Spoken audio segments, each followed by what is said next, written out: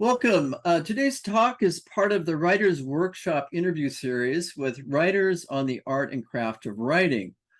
Today, I'm delighted to talk with Jeff Smoot, a former student of the Writers Workshop, a climbing partner, and a friend who has completed an outstanding new book, All and Nothing Inside Free Soloing. Jeff is a prolific outdoor adventure writer and photographer. His memoir, Hangdog Days, Conflict, Change, and the Race for 514, chronicles rock climbing in the 1980s and was a finalist for the Boardman Tasker Award. A Seattle native, he now resides in Hawaii. Welcome, Jeff. Thanks, Nick. Thanks for having me. My pleasure.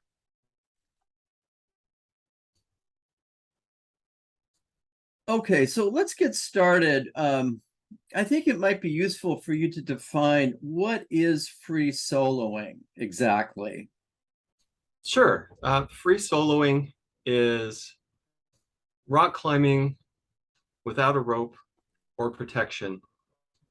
It can be, further defined as climbing without a rope or protection in a situation where falling would likely cause serious injury or death.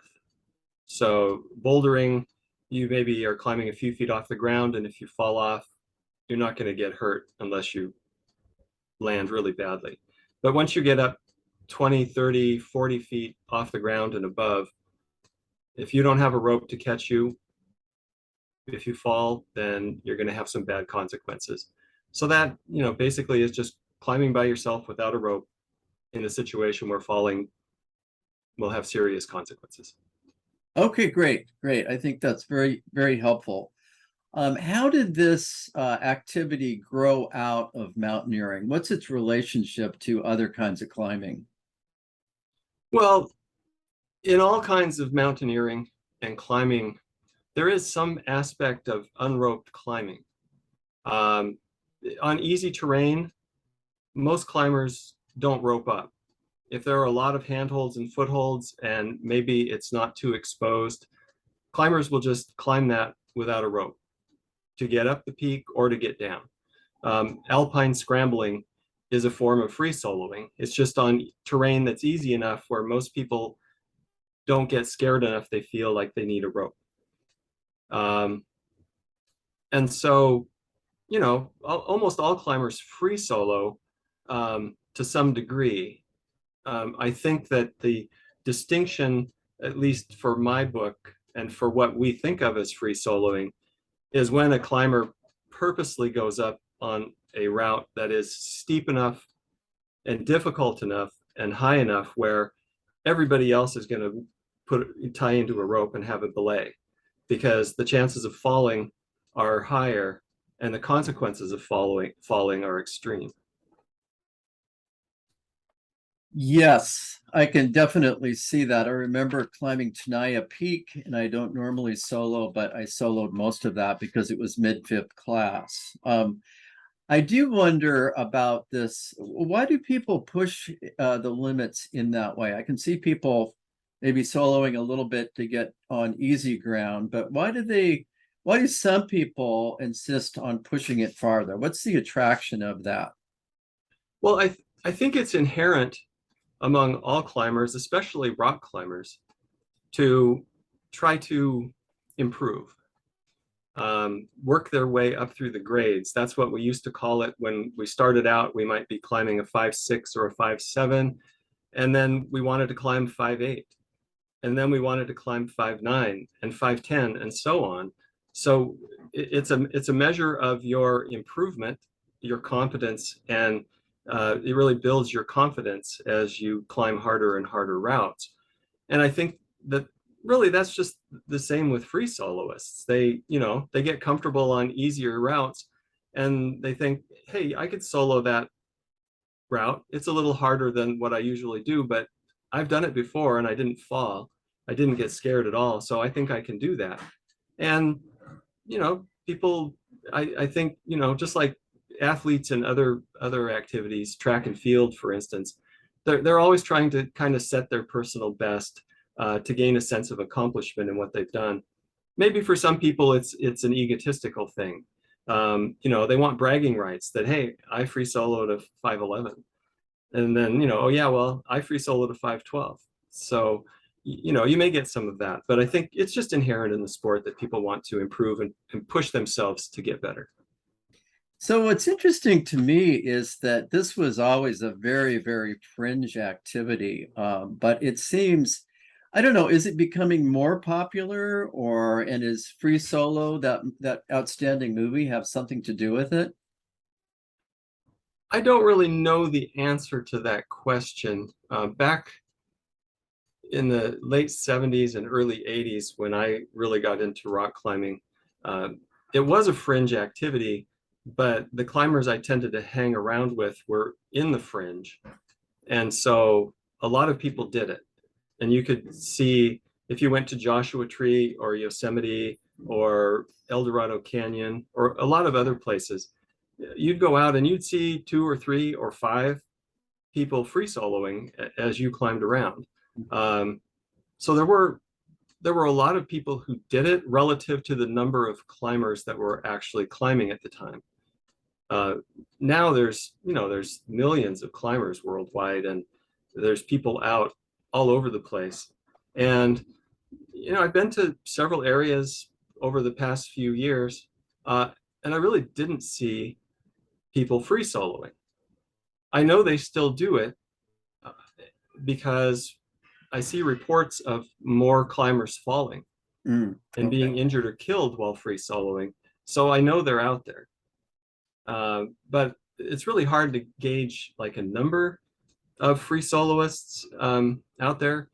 I think free soloists don't they don't self-report really. I mean, if Yeah. somebody put a survey out and wanted to say, "Hey, do you free solo? Tell us all about it." 9 out of 10 climbers would ignore that if they free solo. They don't really want to talk about it. It's still for most people a very personal and private thing that they're just not eager to put out there. Yeah, especially if they're trying to get life insurance, that's not a good thing to put on the application. Right. Um, s- what did you think of the movie Free Solo? I think this has really kind of helped you kind of get the idea for your book and has really focused a lot of public attention on this. What's your take on that movie? I think it's a great film. Um, I know some climbers were disappointed because there wasn't as much actual climbing footage as they expected. It delved really more into the personality of Alex Honnold and how the people around him felt about what he was doing. But that actually made the film much better and worthy of the Academy Award that it received. Um, so I saw it in the theater twice. Um, and I went the second time I went with a friend of mine who had a 7-year-old son who had never really been exposed to climbing. And so that was really interesting to get the father-son perspective on the son's first introduction to rock climbing being seeing Alex Honnold on the big screen free soloing El Capitan. So that was really interesting. And then I was able to watch the film. It was on the in-flight film menu on a trip I took to England. And so I think I watched it 6 times. Wow. Just really, so I really like studied it intensely, and I really thought it was a good film. The thing that people worry about, I guess I worry about a little bit, is just that it may have an influence. I don't know if it's been actually shown to have an influence to get people to think Alex Honnold is really cool and free soloing looks really awesome, and that's something that they would want to emulate. Um, but I do know from my own experience, which I write about in the book, I saw a film called Solo that came out in 1974 when I was in 5th grade, and it featured a rock climber soloing in Yosemite and elsewhere, and I just loved that, and that just really turned me on to climbing, and so I was influenced by that, and I know as a kid, growing up in the 70s, me and everybody else, we were all influenced by Evel Knievel. We'd right. see him jump over the buses on Wide World of Sports. And the next day we'd set up a plywood ramp and our friends would lay down and we'd jump as many of our friends as we could until somebody got hurt. So I know that kids and impressionable youth are, they will see something and think it's cool and they will go do it. You've heard of the Tide Pod Challenge, that kids do wacky stuff where they can get hurt, but they think it's cool because they saw other people do it. Other people are doing it and they want to be cool too, so they do it. So, how did you if you could talk a little bit about how you got into mountaineering and then into soloing? How did that happen? Why did you find this activity appealing? Like I just said, after I saw the film Solo, I really thought climbing was cool, and so I wanted to do that. And so, like any kid, I started climbing trees. I'd climb retaining walls, sides of buildings if they had big holds on them, and up on the roof of the house. Even though my stepmom was yelling at me to get down from there before I hurt myself, it was fun to go up there. So I really liked that. And so when I became a teenager, I decided I wanted to climb mountains. So I persuaded my parents to sign me up for a climbing course.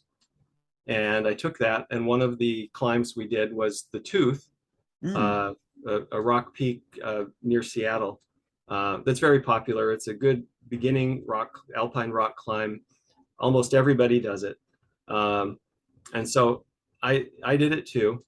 And I had a weird experience on it. I got kind of freaked out at the top of the Tooth and looking down the 600-foot east face of the mountain. I had this really weird urge to jump off. And I didn't really understand what that was. I explored that in the book to kind of find out what it was. It was just kind of an extreme response to anxiety called high place phenomenon. hmm. That your brain just kind of gives you a jolt to really scare you, to make you get back because you're not perceiving that you're in such a dangerous situation. So that was interesting, but that didn't scare me away from climbing. Actually, it made me want to do it more because I didn't want to be afraid. I really wanted to learn to control that fear of being up high off the ground and try to feel a sense of control up there. So, that led to more climbing. Eventually, I decided rock climbing was a lot more fun than mountaineering and just really focused on that.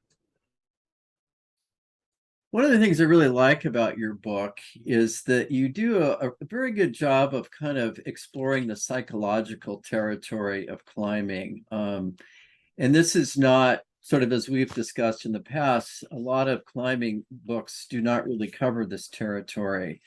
Um, what was your process in figuring that out?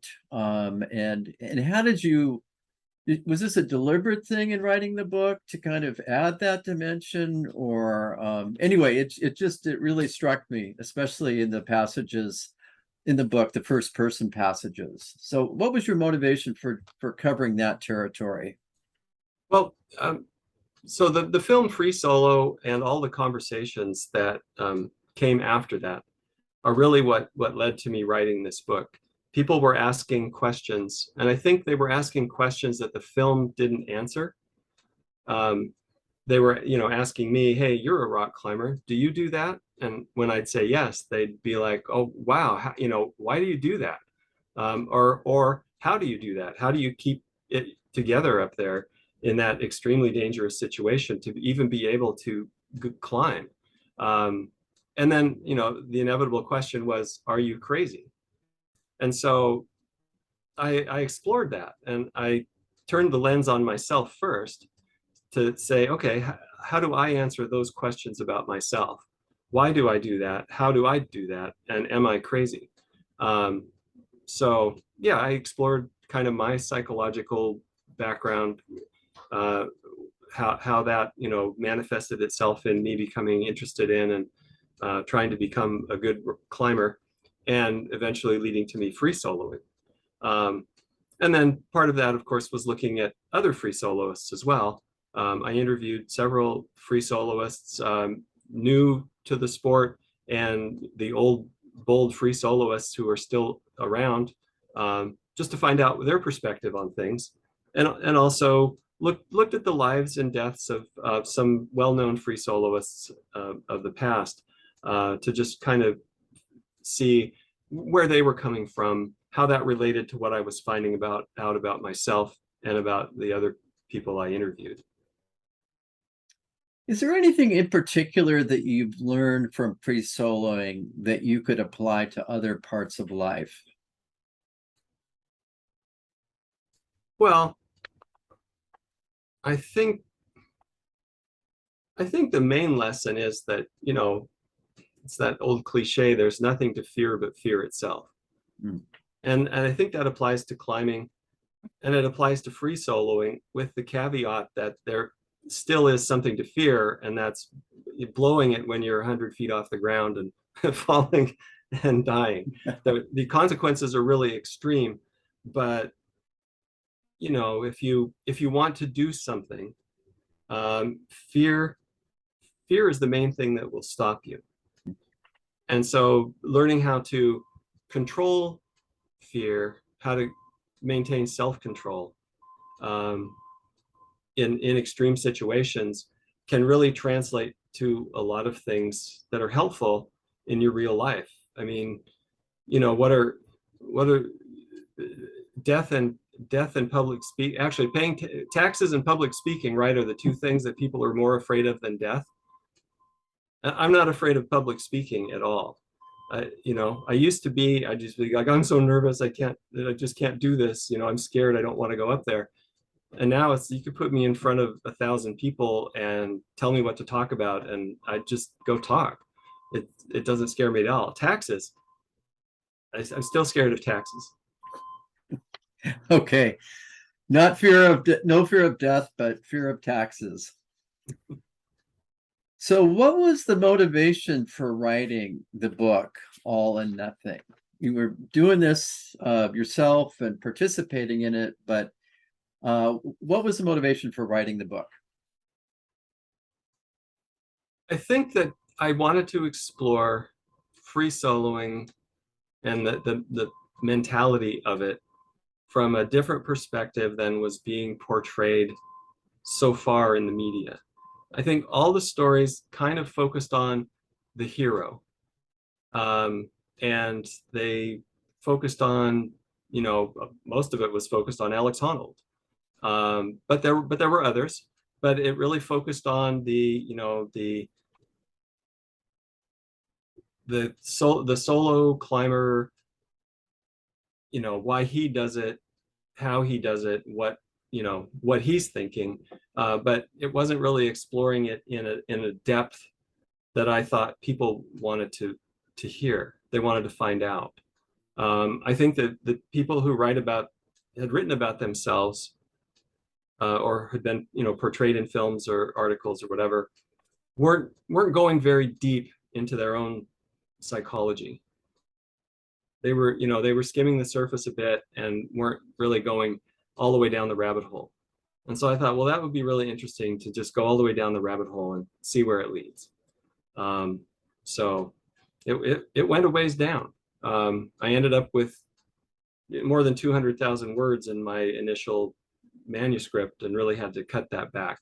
And there's still a lot to be written and explored with with free soloing. I think it's just such an interesting and controversial subject, and I just don't think this is the end of the story, but I think it goes into it from a different perspective than we've seen in the literature so far. What was the most surprising or interesting thing that you learned from doing this book?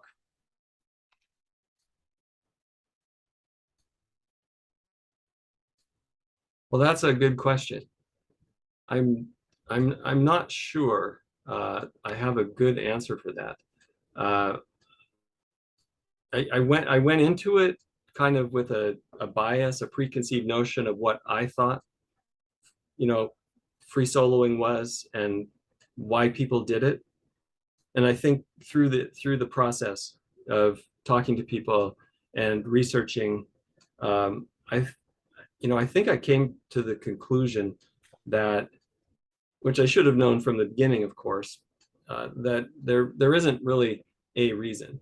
There isn't really a single type of person to whom free soloing appeals. There's a lot of different reasons or justifications for people doing this, just like any other high risk activity. Um, and that many people have, you know, some of the characteristics in common, but other people have completely different motivations and completely different reasons. Um, are some free soloists crazy? They may be. Are they crazier than anybody else? No, I don't think so. Just in a different way. Who were some of the key people that you really admired as free soloists? Maybe, beyond Alex Honnold has become, identified with that particular activity, but who were some of the others? Well, when I was starting climbing in the 1970s, Henry Barber was a big name. He traveled the country climbing, doing first ascents, and often free soloed routes, usually on site. He was a very pure climber. He wanted to climb with as little impact as possible, with as little gear as possible, and if he felt he could free solo a route, he would do it. So I admired that. John Backer was another one. He did a lot of free soloing in the 1970s, but it was during the 1980s that I actually encountered him in Joshua Tree and then again in Yosemite and Tuolumne Meadows. And seeing him in person, free soloing very, very difficult routes and making them look easy. I just thought, wow, that is so, like, he has everything so together. He's approaching perfection in his art. And so that really appealed to me to just kind of try to emulate that. And then Peter Croft was another climber I encountered quite often in the 1980s. And I had the good fortune of having him show up a few times when I was out free soloing, and we would both free solo together at the same crag for hours. And by together, I mean, he would do his thing and I would do my thing, and we might not say anything more to each other than, hey, how's it going? But it was just really, I thought, cool that, we were both climbing the same wall at the same time, free soloing, doing our own thing. And his approach, he had no ego whatsoever. He's just a really nice, down-to-earth guy who just loved to climb. And I think he just found that climbing alone was really his best expression of what he loved about climbing. He could just climb as much as he wanted, whenever and wherever he wanted, and just enjoy himself. And so I kind of adopted that attitude due to his influence. Yeah. And I think, other free soloists, I was aware of them, but they weren't really influences on me. I think those three were probably the biggest influences. I just love that story that you tell about soloing. I think it was at Castle Rock in Tumwater Canyon, and Peter Croft comes up behind you. Is that the place? I can't remember exactly. Yeah. And he's acting as if you know what you were doing. And so it sounds like that his trust that you wouldn't fall off and knock him off was sort of a real motivator that you could actually do this. Yeah, I think I got a big ego boost out of that for sure. I mean, yeah, we were both soloing on Castle Rock, a 600-foot high cliff near Leavenworth. And yeah, I'd started up a 510 route, and Peter came around the corner and started up right after me. So he was literally right on my heels, and we were both climbing this 510 pitch at the same time. If I had fallen off, I probably would have taken him off and killed him. So I was like, whoa, I really have to nail this. I have to prove my worth right now. And it went fine, and we finished our day and everything else. But yeah, that just made me feel at that moment like I had sort of joined the club a little bit, that I had, proven myself, at least in Peter Croft's eyes, to be good enough that he trusted me not to fall off. Wow. Wow.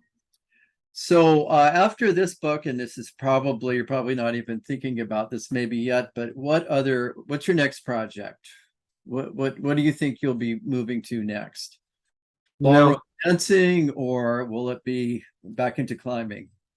Yeah, I, you know, as you know, I have several projects in mind, none of which I can really pick. I've just been kind of working on some things that some are climbing related and some have nothing to do with climbing. I've got a memoir or two about things that have nothing, that aren't climbing related at all. A couple ideas for novels that, writing fiction is a lot of work, Nick. I mean, I admire you. I admire you for writing and having a novel published. That's a great thing. I every time I start on a novel, I get a couple chapters in and it's like, oh man, this is really hard. I can't do it. So I don't really know. I'm kind of recovering from this last book. It was a over 2 years project during COVID, and I did feel kind of isolated and locked in my room with this thing that really consumed me. And so I feel like I'm finally recovering and can think about what's next, but I haven't decided. Okay. Now, finally, I'd love to have you read a short passage from your book so that people can get a sense of what the book is like and what your voice is like. So, sure. Here's the book. Nice artistic cover. I think I like it. People say it looks really good. Anyway, I want them to read it and tell me what they think after that. So I'm just going to read a really short passage about a friend of mine, Justin Martin, who I met climbing, and he swore he wasn't a free soloist and would never do that. And in a short time later, he was doing it and talking like he knew everything about it. So I think it kind of encapsulates some of what the book's about. Many free solo climbers will tell you that mastering their emotional states, controlling fear, is one of the main reasons they push themselves to extremes. My friend Justin Martin is one of them. When I met Martin, an easygoing 20-something Canadian, in 2019, he was living out of a van as he made his way back to Canada after a winter in Mexico, hitting all the climbing hotspots along the way. In just his third year of climbing, he'd progressed from a newbie at the gym to a 513 sport climber.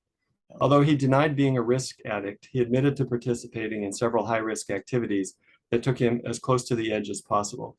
Every time I walk along a cliff, I stand as close to the edge as I can, and I look straight down until I get vertigo, he told me. I've walked on a high line, driven 220 kilometers per hour on my motorcycle.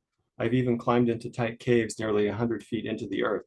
But he says, my biggest death-defying aspiration is to squirrel suit. You may think I do this stuff because I have a death wish, but the truth is I do it because I'm scared. Martin believes he is addicted to confronting fear. By the end of the summer we'd met, he'd posted a video of himself soloing laps on a 60-foot route in central Washington. When I interviewed him later, he talked about it philosophically, as if he'd been free soloing his whole life. Once I started to face my fears, I noticed my life became easier, and I was creating memories that are worth remembering, he added. Soloing is the same way. Before ever touching real rock, I never understood the appeal of free soloing, to risk literally everything for a stupid climb. So for me, it was a shift in perspective. I'd seen the shift in perspective happen for Martin. Climbing with him in Wyoming and Oregon, he'd been willing to push his limits on a rope, but was cautious even when bouldering 20 feet off the ground. Now he was free soloing and espousing theories about risk and reward. Because soloing breeds such risk, it has very unique rewards, he told me. It obviously helps with mental state, facing fears, and keeping calm in stressful situations. But for me, I find it's about peace. Although he's willing to take risks, Martin knows there's a line that he won't cross, but he's not sure where it is. thank you so much, Jeff. Hey, good luck with the tour, and I hope you sell millions of copies of the book. It's a great read for climbers and non-climbers alike. All Thanks, right. Steve. Thank you. All right, thank you.